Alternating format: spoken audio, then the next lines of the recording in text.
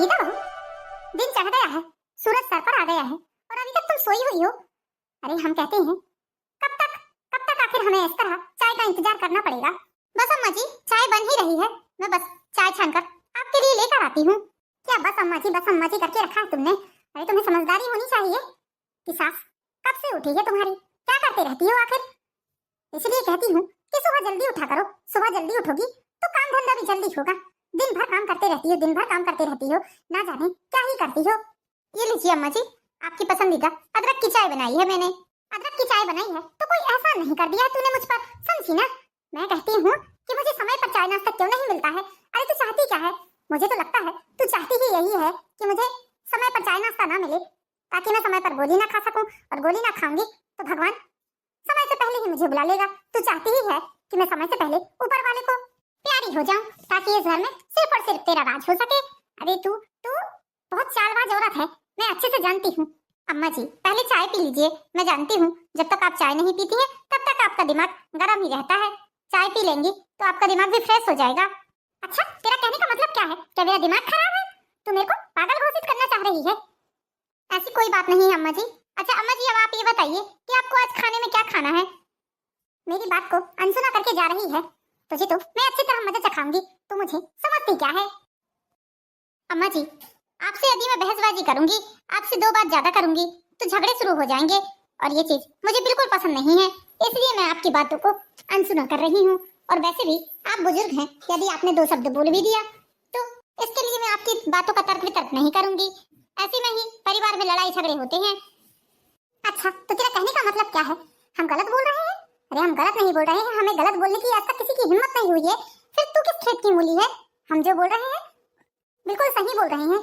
तू हमारी ठीक से देखभाल नहीं कर रही है, ना ही तू हमें समय पर खाना देती है, ना ही समय पर हमें चाय नाश्ता मिलता है। अरे तू तो चाहती ही है कि हम भगवान को प्यारे हो जाएं।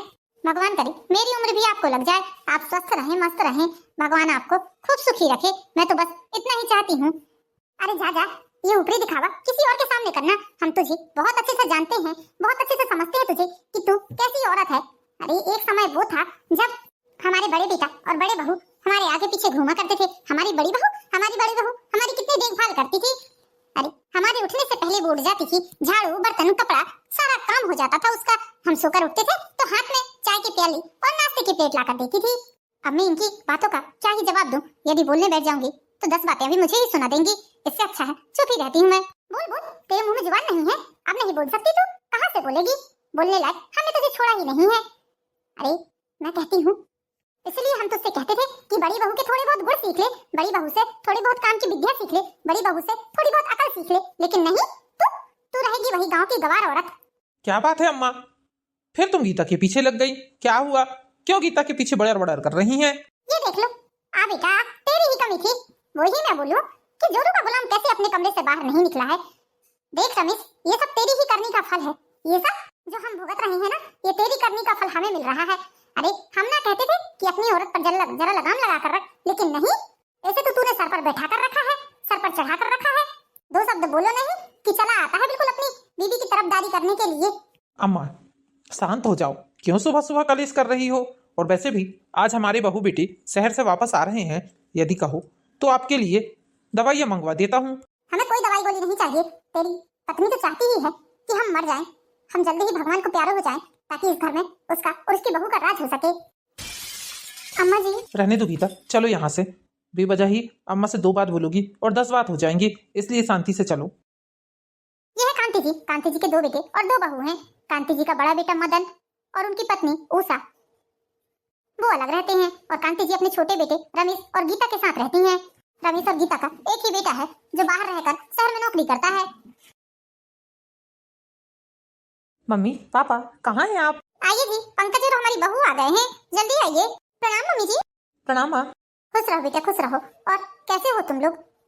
इतनी लेट कैसे हो गया बेटा आज तुम्हें आने में? रात हो गई, मैं तुम्हारा कब से इंतजार कर रही हूँ। तुम्हारे पसंद की मटर पनीर की सब्जी भी बना कर रखी है मैंने। वो क्या है ना मम्मी, ट्रेन मिस हो गई थी तो दूसरे नंबर की ट्रेन पकड़ कर आए हैं हम। ठीक है, चलो अंदर चलो, मुंह हाथ धो लो और खाना खा लो, भूख लग गई होगी तुम लोगों को। दादी जी कहाँ हैं आप? दादी माँ। क्या हुआ? क्यों मेरी नींद खराब कर रहे हो तुम दोनों? दादी माँ, हम लोग तो बस आपसे मिलने के लिए आए थे, हमने सोचा कि आपसे मिल लेते हैं, आए हैं तो। मिलने आया तो कोई एहसान नहीं कर दिया तुम लोगों ने? सुबह भी मिल सकते थे ना। कौन सा मैं रात को ही मर रही हूँ? अरे तुम लोगों को और ना ही तुम्हारी माँ को मेरी जरा भी फिक्र नहीं है। तुम लोगों को अच्छे से पता है कि मैं दवाई गोली खाती हूँ, मुझे कितनी तेज नींद आती है। फिर भी तुम लोग जानबूझकर मुझे परेशान करने के लिए चले आए। दादी माँ सॉरी यदि आपको हमारे कारण डिस्टर्ब हुआ है तो, लेकिन दादी माँ हमने सोचा कि इतने दूर से आए हैं, आकर आपसे 2 बात कर लेते हैं, तुम्हारे पैर छू लेते हैं, लेकिन तुम तो खामखा नाराज हो रही हो। पैर छूकर कोई बड़ा एहसान नहीं कर रहे हो तुम लोग मेरे ऊपर। चलो जाओ, अभी मुझे अपने पैर वैर कुछ नहीं छिवाना है। इतनी ठंड में एक तो कंबल ओढ़कर बड़ी मुश्किल से मैंने गर्म किया है अपना बिस्तर, और उसके बाद में तुम मुझे उठाकर फिर से मेरे पैरों को ठंडा करना चाहते हो। माँ और बेटे और बहू सब लोग मिलकर मुझे मारना चाहते हो तुम लोग। देख चली गई ना तेरी बीबी, बिना मुझसे बोले चाले, बिना मिले जुले। अरे इतने ही मिलने के लिए आई थी तो क्यों मेरे पैर नहीं छुई? क्यों मुझसे 2 बात नहीं की उसने? सबके सब मिले जुले हैं, कोई चाहता ही नहीं है कि मैं जिंदा रहूं। तुम लोग तो बस यही चाहते हो कि मैं जल्दी से जल्द मर जाऊं ताकि तुम लोगों का इस घर में राज हो। अरे बड़े बेशरम लोग हो तुम लोग भी। अरे दादी उठकर कम से कम पैर तो पड़वा लो, कितनी बात बोल रही हो, लेकिन पैर नहीं पड़वा सकती हो आप, प्लीज उठो। मुझे नहीं पढ़ाना है पैर वैर, एहसान नहीं कर रहा है तू मेरे पैर पड़ के। चल जा, अपनी माँ के पैर छूना, अपने बाप के पैर छूना, जो दिन रात बीबी का गुलाम बना आगे पीछे घूमता है उसके। अब क्या ही बोलूं मैं इन्हें भी। ना जाने कौन से पाप किए थे मैंने, जो भगवान ने ऐसी बहू दी है मुझे। किन पापों की सजा मिल रही है जो ऐसी बहू मुझे मिली है। गुड मॉर्निंग दादी माँ, सोकर उठ गई आप? प्रणाम दादी माँ। तेरा क्या इरादा था कि सोकर उठती ही नहीं मैं? तुम लोग तो यही चाहते हो कि मैं सोए ही अपने प्राण त्याग दूं तो तुम लोगों की दिल की हो जाए। ओहो दादी माँ इतना गुस्सा क्यों करती हो तुम? इतना ज्यादा गुस्सा आपकी सेहत के लिए ठीक नहीं है, और वैसे भी आपकी ब्यूटी खराब होती है इतनी गुस्सा करने पर। ये मस्करी ना मेरे साथ करने की जरूरत नहीं है तुझे। मैं अच्छे से जानती हूँ कि तुम लोग मुझे बहुत मस्का लगाते हो। अच्छा और बता, कैसा चल रहा है तेरा काम धंधा? इतने दिनों के बाद छुट्टी मिली है तो बता, कितने दिनों के लिए आया है तू यहाँ? दादी माँ काम धंधा तो सब बढ़िया चल रहा है, 8 दिनों की छुट्टी लेकर आया हूँ। पंकज, ऊपर रैक में मसाले का डब्बा रखा है, मुझसे निकालते नहीं बन रहा है, प्लीज आप चलकर निकाल दीजिए ना। हाँ रिया चलो मैं मसाले का डब्बा निकाल देता हूँ। दादी माँ मैं बस 5 मिनट में आ रहा हूँ, रिया के लिए मसाले का डब्बा निकाल कर। आजकल की औरतें ना जाने कौन सा काला जादू करती हैं लड़कों पर, ऐसे एक ही बार में उनकी बातों पर आगे पीछे घूमने लगते हैं। एक हमारे जमाने के लोग लड़के हुआ करते थे जो 10 बार बोलने पर भी हमारा काम नहीं सुनते थे, और आजकल के लोग लड़के तो अपनी बीवी के पल्लू से बंधे रहते हैं। ना जाने माँ बाप के घर से कौन सी जड़ी बूटी लेकर आती हैं, कौन से जादू टोने का धागा लेकर आती हैं, जो लड़कों को पहनाते ही, लड़कियों को जड़ी बूटी खिलाते ही लड़कों को अपने कस्बे में कर लेती हैं। तेरी औरत को ये बर्दाश्त नहीं हुआ कि तू हमारे साथ बैठकर हंस बोल रहा है। नहीं तेरी माँ को ये बात बर्दाश्त थी कि तेरा बाप मेरे साथ बैठकर 2 बात करे। प्लीज गुस्सा मत करो, चलो यहाँ से। देखो जरा, चला गया अपनी औरत के पीछे पीछे। अरे इसकी जगह कोई और आदमी रहता तो साफ साफ इनकार कर देता, बोलता कि मैं अपनी दादी के साथ बैठा हूँ, तुझे समझ में नहीं आ रही है। लेकिन पता नहीं हमारे घर के लड़कों को क्या हो गया है, अपनी औरत की बात में तो इतनी जल्दी आते हैं कि पूछो ही मत। चलिए अम्मा जी, आपके लिए गर्म पानी निकाल दिया है मैंने, आप चलकर नहा लीजिए, और आपके कपड़े भी निकाल दिए हैं। पानी से तो इतनी ज्यादा भाप निकल रही है कि पूछो ही मत। जब दूर से ही इतना ज्यादा गर्म लग रहा है तो ना जाने हाथ डालने पर क्या होगा। गीता कहाँ मर गई? अरे यो गीता, तू तो हमें मारना ही चाहती है लगता है। इधर आ, हम तुझे बताते हैं ढंग से। क्या हुआ अम्मा जी, क्या बात है? सब कुछ तो दे दिया है मैंने आपको, साबुन दे दिया है, आपके कपड़े निकाल दिए हैं, सब चीज निकाल दिया है। चल चल भला तू पानी के पास चल, पानी को देखना छूकर, तब तुझे समझ में आएगा। चल। अम्मा जी, आपने मुझे गर्म पानी में क्यों ढकल दिया? अम्मा जी छोड़िए मुझे, छोड़िए अम्मा जी, बहुत गर्म लग रहा है अम्मा जी। अम्मा जी छोड़िए, मैंने कहा अम्मा जी छोड़िए, मेरा चेहरा जल जाएगा अम्मा जी, मेरा चेहरा जल जाएगा। तूने मुझे यही गर्म पानी दिया था नहाने के लिए, देख कितना गर्म पानी है, अब देख कितना गर्म पानी है। इतने गर्म पानी से मैं नहाऊंगी? तूने मुझे इतना गर्म पानी दिया है नहाने के लिए? नहीं अम्मा जी, ये तो मैंने गर्म किया था बस, मुझे लगा आप उठाकर नल के पास लेकर जाएंगी और पानी को समो लेंगी। अम्मा जी मैंने आपको इतना गर्म पानी सिर्फ नहाने के लिए नहीं दिया था अम्मा जी, मैंने सोचा आप ठंडा पानी मिलाकर समोएंगी। छोड़िए अम्मा जी, बहुत पानी गर्म है, प्लीज अम्मा जी छोड़ दीजिए, बहुत गर्म पानी है, बहुत तेज गर्म लग रहा है, मेरा चेहरा जल जाएगा। दादी जी ये सब क्या कर रही हैं आप मम्मी के साथ? छोड़िए मम्मी को, मैंने कहा मम्मी जी को छोड़िए दादी जी प्लीज छोड़िए दादी जी मम्मी जी को। मम्मी जी आप ठीक तो है ना? चलिए मम्मी जी मैं आपको डॉक्टर के पास लेकर चलती हूँ। मम्मी जी का चेहरा जला दिया है आपने, शर्म नहीं आई आपको दादी जी? ऐसी हरकत करते हुए कोई अपनी बहू के साथ इस तरह की हरकत कैसे कर सकता है भला? तेरी इतनी हिम्मत, कल की आई लड़की, तू हमें धक्का देगी? हमें धक्का दिया तूने? हाँ दिया मैंने धक्का, क्या करोगी आप मम्मी जी को जला रही थी, मेरे लाख बार बोलने पर भी आप उन्हें छोड़ नहीं रही थी। गर्म पानी में उनका चेहरा डूब दिया था आपने, और मैं आपको कुछ बोलूंगी भी ना। चलिए मम्मी जी, मैं आपको डॉक्टर के पास लेकर चलती हूँ, चलिए आप। इस घर की आई लड़की की इतनी हिम्मत कि ये हमें धक्का देगी। आज तो हम फैसला करके ही रहेंगे, आज तो हम फैसला करके ही रहेंगे। आज चाहे इस घर में ये लड़की रहेगी या हम रहेंगे। रमेश, पंकज, कहाँ हो तुम लोग? रमेश, जब तुम सुनोगी कि तुम्हारी उस नक्चड़ी बहू ने हमारे साथ क्या किया है, तो तुम भी, तुम्हारी उस नक्चड़ी बहू ने हमें धक्का मारा, उसकी इतनी हिम्मत। दादी जी, रिया भला ऐसा क्यों करेगी? रिया ऐसा नहीं कर सकती। रिया आपको धक्का कभी नहीं मार सकती। आपको जरूर कोई गलतफहमी हुई है दादी जी, ऐसी कोई बात नहीं है। तू चुप कर, हम बहुत अच्छे से जानते हैं।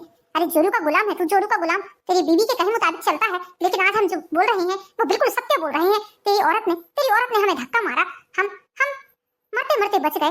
तेरी माँ और तेरी बीवी दोनों ही हमें जान से मारने के लिए तुले हुए हैं। रिया, गीता, दोनों यहाँ आओ। कहाँ हो तुम लोग? क्या जो माँ बोल रही है वो सही है? क्या हुआ पापा जी, क्या बोल रहे हैं आप? बोलिए।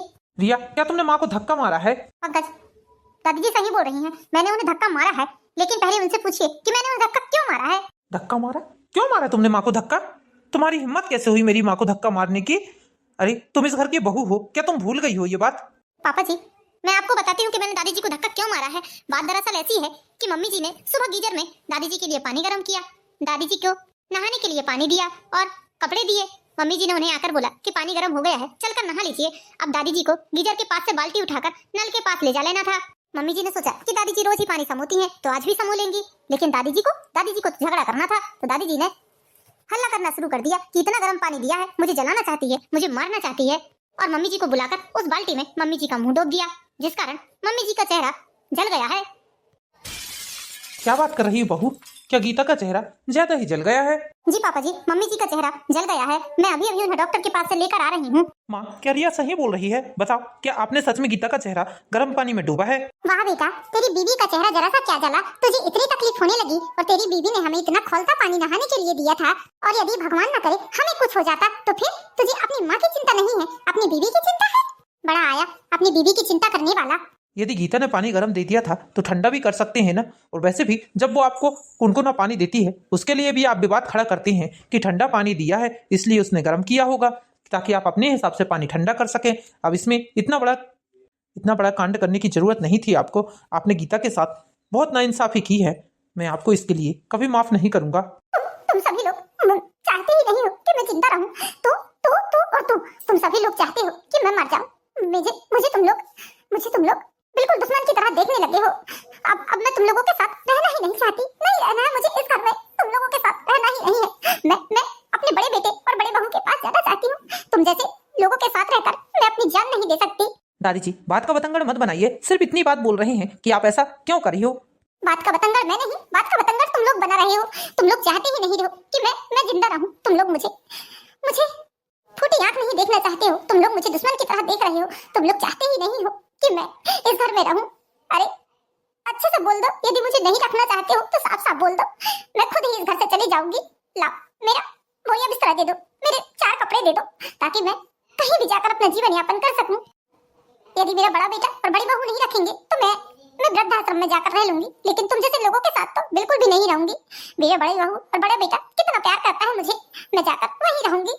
अरे वो लोग तो मुझे ले जाने के लिए मरे जाते हैं, लेकिन तुम ही लोग हो जो ना जाने मुझे क्या कुछ बोल देते हो। तुम लोग चाहते ही नहीं हो कि मैं तुम लोगों के साथ रहूं। दादी जी प्लीज ऐसा मत बोलिए, सभी लोग आपको बहुत प्यार करते हैं, बस आपकी कुछ बातों के लिए आपको बोल रहे हैं। आप यदि ऐसा ना की होती तो शायद आपको कोई ऐसा बोलता भी नहीं। तू तो चुप ही रह, तू कल की आई लड़की, तू मुझे बातें सिखा रही है। चल निकल यहाँ से। इस तरह अम्मा जी गुस्से में आकर अपने बड़े बहू बेटे को फोन लगा लेती हैं और बड़े बेटे को फोन लगाकर बुलाती हैं और उनके साथ चली जाती हैं। दादी जी लोग क्या कहेंगे कि 4 दिनों के लिए मैं आई हूँ और मेरे कारण आप घर छोड़कर जा रही हैं। प्लीज दादी जी मत जाइए। लोग बोले या ना बोले, मैं तो 4 लोगों को जाकर बताऊंगी कि मैं अपनी पोती बहू के कारण घर छोड़कर जा रही हूँ। बहू, तुमने अपनी दादी सास को धक्का मारकर अच्छा नहीं किया है। ये सब तुम्हें शोभा नहीं देता है। तुम एक पढ़ी लिखी समझदार लड़की हो, तुम्हें मेरी माँ को इस तरह धक्का नहीं मारना था। बड़े पापा जी, यदि एक बार आप मम्मी जी की हालत देखेंगे तब आप समझ जाएंगे कि मैंने जो किया है मम्मी जी के बचाव में आकर किया है। दादी जी जानबूझकर मम्मी जी का चेहरा गर्म पानी में डूब रही थी, बस इसी कारण मम्मी जी को बचाने की खातिर मैंने दादी जी को धक्का मारा है। नहीं तो मेरा दादी जी को धक्का मारने का कोई उद्देश्य नहीं था। चलो मदन बेटा, इसकी बातें मत सुनो। ये लड़की एक नंबर की चालबाज है। इसकी बातों में आकर तुम अपने समय पास मत करो। हाँ हाँ माँ, आप बिल्कुल सही बोल रही हैं। अब आपको दोबारा इस घर में आने की कोई जरूरत नहीं है। और तुम लोग भी कान खोल कर सुन लो, खबरदार यदि किसी ने फोन लगाने की कोशिश की या माँ का हालचाल लेने की कोशिश की तो। पापा जी, मुझे माफ कर दीजिए पापा जी। मेरे कारण आज दादी जी घर छोड़कर चली गई हैं। लोग क्या बोलेंगे, लोग क्या सोचेंगे? मेरे कारण दादी जी आज घर छोड़कर चली गई हैं। बेटा, लोगों के बारे में तुम इतना मत सोचो। हम जानते हैं ना कि तुमने क्या किया है। तुम ज्यादा टेंशन मत लो। हम बहुत अच्छे से समझ रहे हैं कि तुमने ये सब गीता को बचाने के लिए किया है। अरे जिस कदर माँ ने गीता के साथ व्यवहार किया है वो तो निंदनीय है। पापा जी, क्या आप लोगों को भी लगता है कि मैंने दादी जी को सच में धक्का मारा है? रिया, तुम क्यों भला ऐसा करोगी? हम तुम्हें बहुत अच्छे से जानते हैं। तुमने दादी जी को धक्का नहीं मारा है। माँ ने खुद हमें बताया है ये बात कि तुमने माँ को बचाने के लिए दादी जी को धक्का मारा है। बेटा, तुम दादी जी का ज्यादा टेंशन मत लो। 15 दिन भी यदि माँ बड़े भैया के घर में रह गई ना तो मेरा नाम बदल देना। माँ खुद वहां से फोन करके हम लोगों को बुलाएगी, क्योंकि भाभी की जो बहू है वो एक नंबर की चालाक हैं। देखना तुम्हारी दादी के कैसे अकल ठिकाने लगाती हैं। उन्हें 4 दिनों में ही घर वापस आना पड़ेगा। उषा बहू, मालती बहू, चाय बन गई हो तो ला कर दे दो हमें बेटा। कहाँ गए सभी लोग? कब से गला फाड़ फाड़ कर आवाज लगा रहे हैं, लेकिन कोई है कि सुनने को खाली ही नहीं है। अरे उषा बहू, उषा बहू। ओहो, ये सुबह सुबह दादी जी क्यों शोर कर रही हैं? 7 ही तो बजा है। कौन सा दोपहर हो गई है जो चाय के लिए मरी जा रही हैं? उषा बहू, इतनी देर से चिल्ला रहे हैं, कहाँ हो तुम? गला फट जाएगा हमारा चिल्ला चिल्ला कर। चाय ला कर दे दो, बन गई हो तो। उषा मालती, सुन सुन कर कान पक गए हैं। कल से दादी जी जब से आई हैं तब से तो पागल ही कर दिया है इन्होंने हमें। अरे क्यों लेकर आ गए हैं? हमारे सर पर बोझ बनाने के लिए लेकर आए हो क्या तुम लोग? खाना पीना, सोना, उठना, बैठना सब कुछ हराम कर दिया है इस दादी ने हमारा। मम्मी जी, मम्मी जी। क्या बात है अम्मा, क्यों इतना शोर कर रही हो? सारे घर वाले सो रहे हैं और तुम हो कि उषा मालती नाम की माला जप रही हो। थोड़ी देर शांति से नहीं बैठ सकती हो क्या तुम? उषा बहू, 7 बज गए हैं सुबह के, अभी तक चाय नहीं बनी है। तुम्हारे घर में अभी तक झाड़ू नहीं लगी है। सुबह के 7 बज गए हैं, दिन चढ़ गया है। कब उठोगे तुम लोग? लाओ चाय बना कर दो हमें पहले। देखो अम्मा जी, बात ऐसी है कि हमारे घर में 10 बजे तक चाय नाश्ता होता है, इसलिए अब तुम्हारे कारण कोई सुबह 7 बजे से उठकर चाय नाश्ता तो बना कर दे नहीं देगा। क्या 10 बजे चाय नाश्ता होता है तुम्हारे घर में? अरे लेकिन अब समय बदल गया है। पहले तुम लोग थे तो बात अलग थी, अब हम आ गए हैं। हमारे हिसाब से तुम लोगों को चलना पड़ेगा। सुबह से चाय नाश्ता बना कर देना पड़ेगा, क्योंकि हमारी तो ऐसी ही आदत है। दादी जी, अकेले आपके कारण हम लोग अपनी नींद खराब नहीं करेंगे। और हाँ दादी जी, कल से यदि आपने ये गला फाड़ फाड़ कर उषा मालती के नाम की माला जपी ना तो मुझसे बुरा कोई नहीं होगा। दिन भर ऑफिस में जाओ, शाम को आकर घर का काम करो और फिर चैन की नींद भी ना ले सको इनके मारे। ये कैसी बात कर रही हो मालती बहू तुम? ये हमसे किस तरह से बात कर रही हो? देखो उषा बहू, तुम्हारी बहू अपनी दादी सास से किस तरह से बात कर रही है। तुमने जरा भी लगाम लगा कर नहीं रखी है लगता है अपनी बहू की। दादी जी, इस घर में मेरे हिसाब से काम होता है। मैं जो बोलती हूँ वही होता है, क्योंकि ये घर मेरे हिसाब से चलता है। मेरा भी योगदान है इस घर को चलाने में। अब आपका बेटा तो कुछ करता नहीं है, मैं और मेरे पति ही कमाते हैं जिससे ये घर चलता है। इसलिए आज शुरू दिन में ही आपको समझा दे रही हूँ कि बिल्कुल मुंह बंद करके इस घर में रहना। जब आपके हाथ में खाने की थाली आ जाए तो खा लेना, जब आपके हाथ में चाय नाश्ते की प्लेट आ जाए तो चाय नाश्ता कर लेना। बाकी बीच में यदि आपने बड़बड़ किया तो जबरदस्ती का आपका हल्ला नहीं सुना जाएगा। उषा बहू, ये सब कुछ क्या चल रहा है? तो इतना सब कुछ कैसे सुन रही है? अपनी सास की बेइज्जती होते कैसे देख रही है? अरे एक शब्द बोल नहीं सकती है अपनी बहू को? इतनी बड़ी बेइज्जती कर रही है तेरी बहू हमारी, और तू चुपचाप खड़ी खड़ी सुन रही है? कैसी बहू है तू? अब अम्मा जी, बहू सही ही तो बोल रही है। और वैसे भी बहू के खिलाफ जाकर मुझे अपनी सामत थोड़ी ना लानी है। आखिर बुढ़ापे में बहू ही मेरा साथ देगी, इसलिए मैं तो चुपचाप ही रहती हूँ, क्योंकि यही बहू है जो मुझे 2 रोटी और 1 गिलास पानी देगी। सुन लिया दादी जी आपने? अब तो आपके दिल को तसल्ली मिल गई। और हाँ, खबरदार जो अब आपने सुबह सुबह इस तरह से शोर किया तो। मम्मी जी, मैं जा रही हूँ सोने, 1 घंटा और सोऊंगी, उसके बाद सोकर उठूंगी। बहू, लगता है यहाँ आकर हमने बहुत बड़ी गलती कर दी। तो इतना सब कुछ सुनवा रही है अपनी बहू के हाथों, लेकिन तूने एक शब्द बोलना भी जरूरी नहीं समझा। अरे हम तो वो स्वर्ग जैसा घर छोड़कर आए हैं जहाँ हमारी देवी जैसी बहू और इतनी अच्छी पोती बहू थी जो सुबह 7 बजे से चाय नाश्ता सब कुछ बनाकर देती थी हमारे लिए, बाथरूम में पानी तक गर्म रखती थी, हमारे कपड़े ले जाकर रखती थी, हमारे कपड़े धोती थी, हाथ में थाली परोसती थी। अरे हम स्वर्ग जैसा घर छोड़कर कहाँ यहाँ आकर फंस गए हैं। अब अम्मा जी देखिए, वहाँ से आप आ गई हैं तो यहाँ कुछ तो एडजस्ट करना पड़ेगा, क्योंकि अम्मा जी हमारे घर में ऐसा ही होता है। मैं तो अपनी बहू के ज्यादा पीछे नहीं रखती हूँ, जैसा बहू को लगता है वैसा करती है, क्योंकि वो दोनों ही कमा रहे हैं तो उन दोनों के हिसाब से ही हमको रहना पड़ेगा। और वैसे भी ये सब कुछ अभी आप सह सकती हैं तो बेशक इस घर में रहिए, वरना आप इस घर से जा सकती हैं। मैं तो अपनी बहू के नियमों के खिलाफ बिल्कुल नहीं जा सकती हूँ। अम्मा जी, यदि आप ये सोचकर इस घर में आई हैं कि आप अपनी छोटी बहू गीता और उसकी बहू रिया की तरह इस घर में हुक्म चला पाएंगी, तो इस घर में ऐसा चलने वाला नहीं है, क्योंकि हमारे घर में ये सब नियम कानून नहीं बनते। हमारी बहू जैसा करती है वैसा ही काम होता है। ठीक है, अभी तो आप भी 1-2 घंटे और सो जाइए, जब चाय नाश्ता बनेगा तो आपको उठाकर चाय नाश्ता दे दिया जाएगा। हमारी अकल में पत्थर पड़े थे जो हमने अपने पैरों में कुल्हाड़ी मार ली। इतनी अच्छी देवी जैसी बहू को हमने क्या कुछ नहीं कहा। बेचारी हाथों हाथ हमें सारा काम करके देती थी, फिर भी हम उसे भला बुरा सुनाते थे। बेचारी के साथ कितना गलत किया हमने, बेचारी को जला दिया। कितनी बार हमने उसे धक्का मारकर उसका सर फोड़ दिया है, कितनी बार हमने उसे चप्पलों से मारा है, कितनी बार हमने उसके साथ जातियां की है, फिर भी बेचारी हमारी बहू उफ तक नहीं की। हर समय हमारे आगे हो कर हमें काम करती थी। और आज इस घर में आते ही हमें इतना सब कुछ झेलना पड़ेगा, हमने कभी सोचा भी नहीं था। अब हम उस घर में किस मुंह से जाएं? क्या मुंह दिखाएंगे उन लोगों के सामने जाकर? कल ही तो कहेंगे कि दादी जी गई हैं बड़ी बात करके, और आज वापस लौट आई। अरे क्या बात है अम्मा, क्यों रो रही हो तुम सुबह सुबह? मदन, तेरी उस नकचढ़ी बहू ने हमें कितना कुछ सुनाया है। हम बहुत पछता रहे हैं रमेश और गीता का घर छोड़कर। अम्मा, अब आपकी भी तो आदत गलत है। क्यों आप सुबह सुबह शोर कर रही हैं?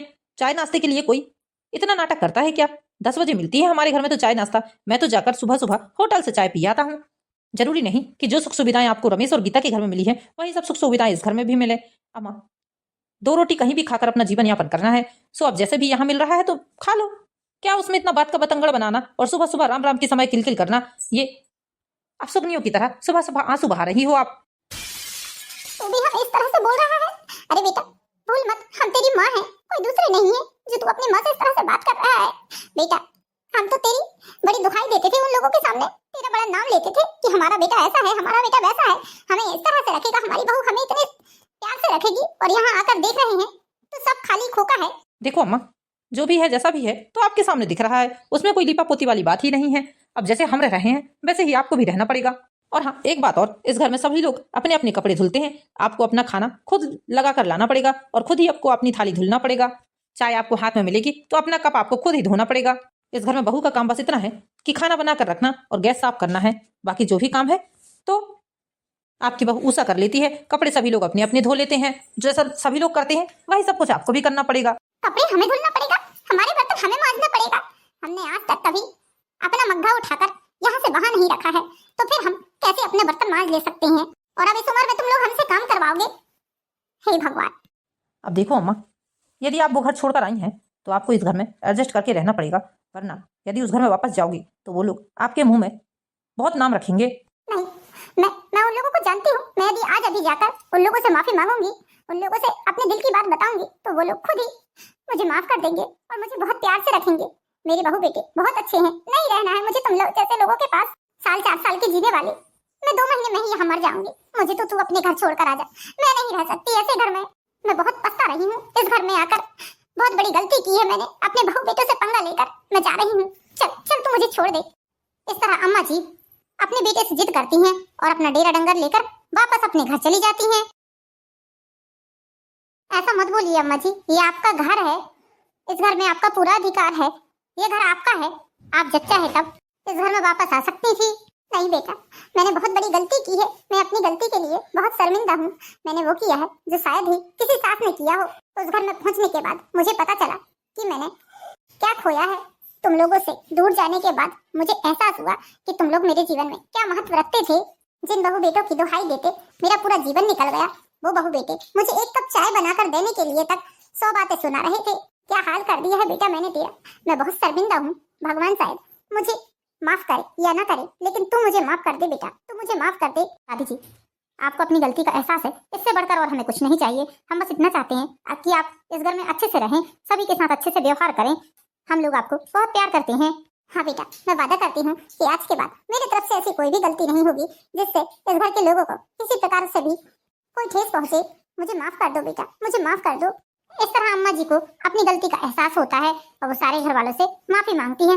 सभी घर वाले भी उन्हें माफ कर देते हैं, फिर सभी लोग मिलजुल कर रहने लगते हैं। तो दोस्तों, कैसी लगी आपको कहानी? पसंद आई है तो वीडियो को लाइक कीजिए, चैनल को सब्सक्राइब कीजिए। मिलते हैं नेक्स्ट वीडियो में, जब तक के लिए बाय बाय।